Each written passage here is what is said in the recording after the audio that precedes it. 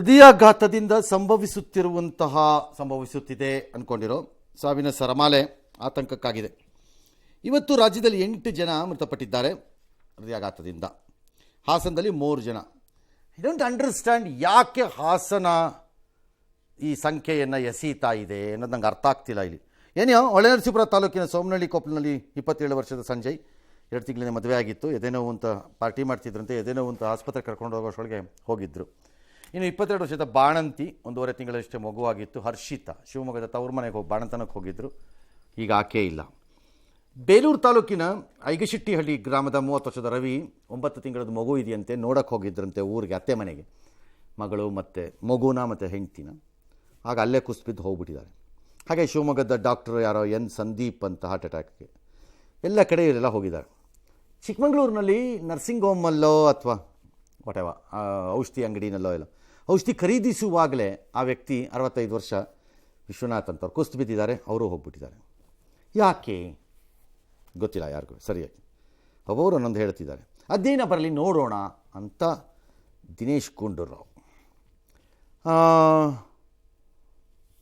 CM ಏನೋ Covid ಲಸಿಕೆ ಮೇಲೆ ಅನುಮಾನ ವ್ಯಕ್ತಪಡಿಸಿದ್ದಾರೆ. ಅದಕ್ಕೆ ಅಶೋಕ್ ವೈಜ್ಞಾನಿಕ ಆಧಾರವಿಲ್ಲದೆ ಅಪಾಯಕಾರಿಯಾಗಂಥ ಹೇಳಿಕೆಗಳನ್ನೆಲ್ಲ ಕೊಡಕೂಡದು ಅಂತ ಹೇಳಿದ್ದಾರೆ. All right. ಪೂರ್ತಿ ಮಾಹಿತಿ ಇಲ್ಲದೇ ಸುಮ್ಮನೆ ನಾವೇನೋ ಹೇಳೋದು ಸರಿಯೂ ಇರೋದಿಲ್ಲ, ಮತ್ತು ಏನೋ ನಾವು ಹೇಳ್ಬಿಟ್ಟು ಅದೇ ದೊಡ್ಡ ಸುದ್ದಿ ಆಗೋದು ಬೇಡ.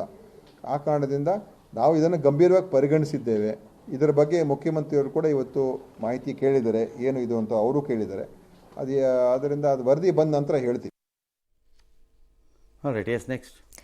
ಇನ್ನು ಹೃದಯ ತಪಾಸಣೆ ಸಲುವಾಗಿ ಆಸ್ಪತ್ರೆಗಳ ಮುಂದೆ ಜನರು ಹೆಚ್ಚಾಗ್ತಾ ಇದ್ದಾರೆ.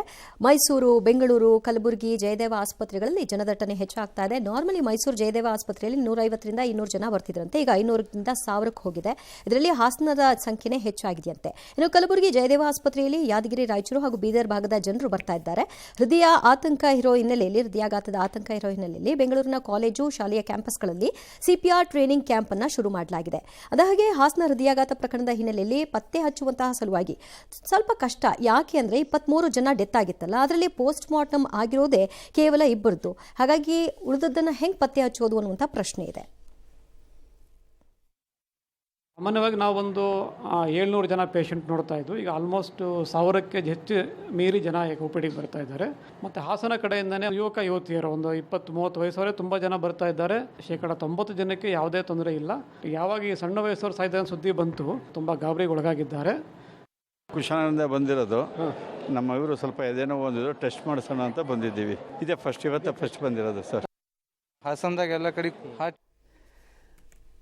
ಬಂದಿರೋ 1000ದಲ್ಲಿ 90% ಇಲ್ಲ 10% ಇದೆ ಅಂದರೂ not a good number. It's not a good number, bad ನಂಬರೇ ಅದುವೇ. It's almost 100 people.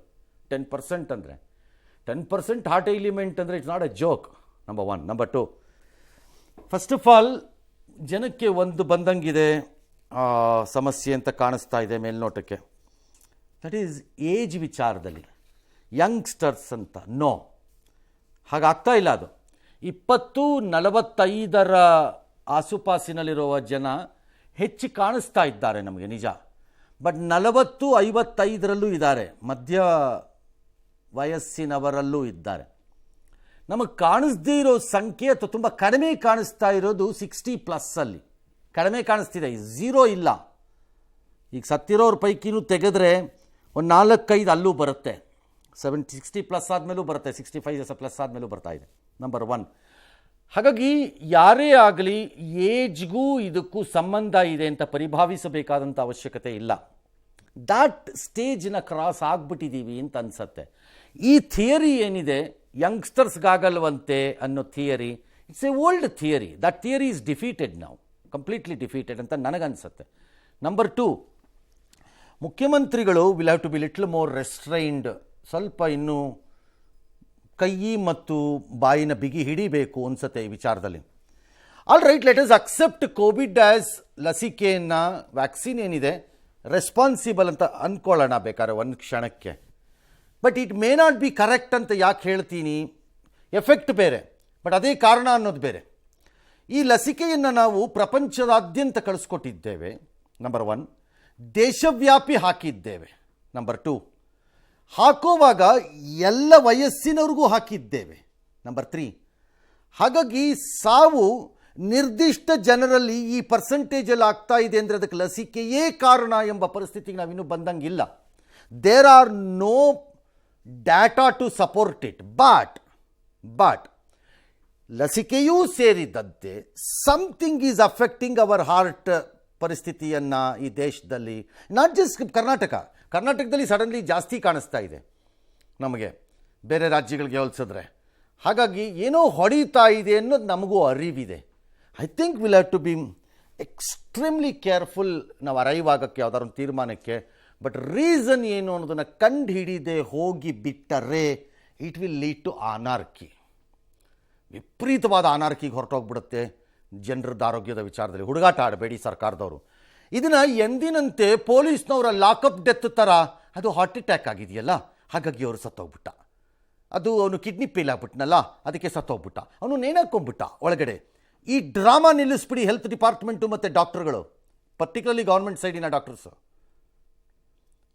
Go straight with a proper right information truthfully.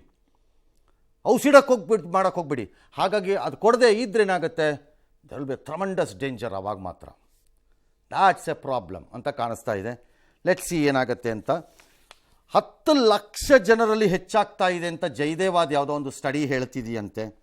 That is definitely not a good sign. ಅದು ನಮಗೆ 100%. ಇನ್ ಪೇಷಂಟ್ಗಳು 42,000 ಇದ್ದಾರೆ ಜಯದೇವಾನಲ್ಲಿ. ಇನ್ನು OPD ಒಂದು 8 ಲಕ್ಷ ಇದ್ದಾರೆ. ದಟ್ಸ್ ಓಕೆ, ಬರಬಾರ್ದು ಅಂತಲೂ ಇಲ್ಲ, ಬಂದು ಟೆಸ್ಟ್ ಮಾಡಿಸ್ಬಾರ್ದು ಅಂತಲೂ ಇಲ್ಲ. ಬಟ್ ಜನ ಟೆಸ್ಟ್ ಮಾಡಿಸ್ಬಾರ್ದು ಅಂತ ಹೇಳ್ತಿಲ್ಲ ನಾನು. ಆ್ಯಕ್ಚುಲಿ ಮಾಡಿಸಿದ್ರೆ ಮಾಡಿಸಿ, ತೊಂದರೆ ಇಲ್ಲ ಅದು. ಬಟ್ ತುಂಬ ಗಾಬರಿಯಾಗಿ ನನಗೇನು ಆಗೋಗ್ಬಿಟ್ಟಿದೆ ಅನ್ನೋದು ಒಂದು ಇಗ್ನೋರ್ ಮಾಡಬೇಕಾದ ಅವಶ್ಯಕತೆ ಇಲ್ಲ ಅಂತ ಅನಿಸತ್ತೆ ಮೇಲ್ನೋಟಕ್ಕೆ. ಎಸ್, ತಮಿಳುನಾಡಿನ ಶಿವಗಂಗಾ ಜಿಲ್ಲೆಯಲ್ಲಿ ನಡೆದ ದೇವಾಲಯದ security guard Ajith lockup death ಪ್ರಕರಣ ತಮಿಳುನಾಡಿನಲ್ಲಿ ಭಾರೀ ಸಂಚಲನವನ್ನು ಉಂಟುಹಾಕಿದೆ. ಪ್ರಕರಣ ಸಂಬಂಧ ತಡರಾತ್ರಿ 5 ಪೊಲೀಸರನ್ನ ಬಂಧಿಸಲಾಗಿದ್ದು 6 ಪೊಲೀಸರನ್ನ ಸಸ್ಪೆಂಡ್ ಮಾಡಿದ್ದಾರೆ. ಹೈಕೋರ್ಟ್ ಮದುರೈ ಪೀಠ ಸೂಚಿಸಿದ್ರಿಂದ ಪೊಲೀಸರ ಬಂಧನ ಆಗಿದೆ. ಜುಲೈ 27ರಂದು ಭದ್ರಕಾಳಿಯಮ್ಮನ್ ದೇವಸ್ಥಾನದಲ್ಲಿ 10 ಗ್ರಾಂ ಚಿನ್ನ ಕಳ್ಳತನ ಆಗಿತ್ತು ಅಂತ ಅಮ್ಮ ಮಗಳಿಬ್ರು ದೂರನ ಕೊಟ್ಟಿದ್ರು. ಅದರ ಆಧಾರದ ಮೇಲೆ 6 ಜನರನ್ನ ಕರೆಸಿ ವಿಚಾರಣೆ ಮಾಡಿದ್ರು, ಆಮೇಲೆ ವಾಪಸ್ ಕರೆಸಿದ್ರು. ಈಗ ಮತ್ತೆ ಆ ವ್ಯಕ್ತಿ ಅಜಿತ್ನನ್ನ ಕರೆಸಿ ಠಾಣೆಯಲ್ಲಿ ಚಿತ್ರಹಿಂಸೆ ಕೊಟ್ಟಿದ್ದಾರೆ. ಅದಕ್ಕೆ ಸಂಬಂಧಿತ ವಿಡಿಯೋ ಕೂಡ ವೈರಲ್ ಆಗಿದೆ. ತೀವ್ರವಾಗಿ ಹಲ್ಲೆಗೊಳಗಾಗಿದ್ದಂತಹ ಅಜಿತ್ ಆಸ್ಪತ್ರೆಯಲ್ಲಿ ದಾಖಲಾಗಿದ್ರು, ನಂತರ ಸಾವನ್ನಪ್ಪಿದ್ದಾರೆ. ಬಳಿಕ ಲಾಕಪ್ ಡೆತ್ ಅಂತ ಆರೋಪಿಸಿ ಕುಟುಂಬಸ್ಥರು ಠಾಣೆ ಮುಂದೆ ಪ್ರತಿಭಟನೆ ಸಹ ನಡೆಸಿದ್ರು. ಅಜಿತ್ ದೇಹದ ಮೇಲೆ ಒಟ್ಟು 15ರಿಂದ 20 ಗಾಯ ಹಾಗೂ ದೇಹದೊಳಗೆ ಗಂಭೀರವಾದ ಗಾಯಗಳಾಗಿವೆ ಅನ್ನೋದು ಗೊತ್ತಾಗಿದೆ. ಕಸ್ಟಡಿ, ಚಿತ್ರಹಿಂಸೆ ಮತ್ತು ಸಾವಿನ ಬಗ್ಗೆ ಸಬ್ ಮ್ಯಾಜಿಸ್ಟ್ರೇಟ್ ವಿಚಾರಣೆ ನಡೆಸ್ತಾ ಇದ್ದು, ಮೃತನ ಸಹೋದರ ಪೊಲೀಸರ ಮುಂದೆ ಸಾಕ್ಷ್ಯವನ್ನು ನುಡಿದಿದ್ದಾರೆ. ಬಂಧಿತ 5 ಪೊಲೀಸರು ನ್ಯಾಯಾಂಗ ಬಂಧನಕ್ಕೆ ಕಳಿಸಲಾಗಿದೆ. ಅಜಿತ್ ಲಾಕಪ್ ಡೆತ್ ತಮಿಳುನಾಡಿನಲ್ಲಿ ರಾಜಕೀಯ ಫೈಟ್ಗೂ ಕೂಡ ಕಾರಣವಾಗಿದೆ.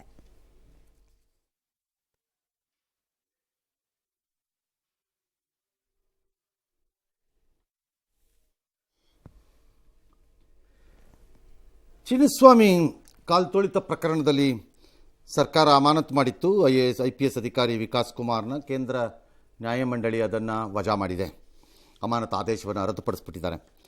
ಸೊ ರಾಜ್ಯ ಸರ್ಕಾರಕ್ಕೆ ಮುಖಭಂಗ. Not necessary. ಇಂಥ 1000 ಕೇಸ್ಗಳು ಹೋದಾಗ ಈ ಪ್ರಕರಣದಲ್ಲಿ ಬೇರೆ ವಿಚಾರ. CIT ಅಮಾನತುಗಳನ್ನು ರದ್ದು ಮಾಡಿರೋದು ಉಂಟು, ಉಳ್ಳ ಅಂತಲ್ಲ, ಇದು ಆಗಿದೆ. ಆ್ಯಂಡ್ ಇದು ಎಂಡ್ ಅಲ್ಲ. ಸ್ಟೇಟು ಅವಶ್ಯಕತೆ ಕಂಡು ಬಂದರೆ can go on appeal. Supreme ಕೋರ್ಟ್ಗೆ ಹೋಗ್ಬೋದು. ಅಪೀಲಲ್ಲಿ ಹೋಗ್ತಾರೋ ಇಲ್ವೋ ನಂಗೆ ಗೊತ್ತಿಲ್ಲ.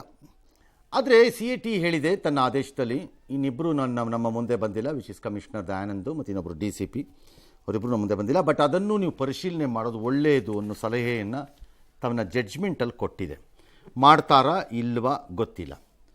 ಮೋರ್ ದ್ಯಾನ್ ದ್ಯಾಟ್, ಅದಕ್ಕಿಂತ ಹೆಚ್ಚಾಗಿ ಆ ತೀರ್ಪಲ್ಲಿ ಹೇಳೋದು, ಈ ಇಡೀ ಪ್ರಕರಣಕ್ಕೆ RCB ಕಾರಣ ಇದ್ದಂಗಿದೆ ಮೇಲ್ನೋಟಕ್ಕೆ. ಪ್ರಾಥಮಿಕವಾಗಿ ಕಾರಣ ಜನ ಬಂದು ಸೇರಕ್ಕೆ ಅವರೇ ಕಾರಣ, ಮತ್ತು ಪೊಲೀಸರಿಗೆ ಯಾವುದೇ ಸಮಯವನ್ನು ಕೊಟ್ಟಂಗೆ ಕಾಣಿಸ್ತಾ ಇಲ್ಲ ಬಂದೋಬಸ್ತ್ ಮಾಡೋಕ್ಕೆ ಪರಿಪ್ರಮಾಣದಲ್ಲಿ ಜನ ಬಂದಾಗ.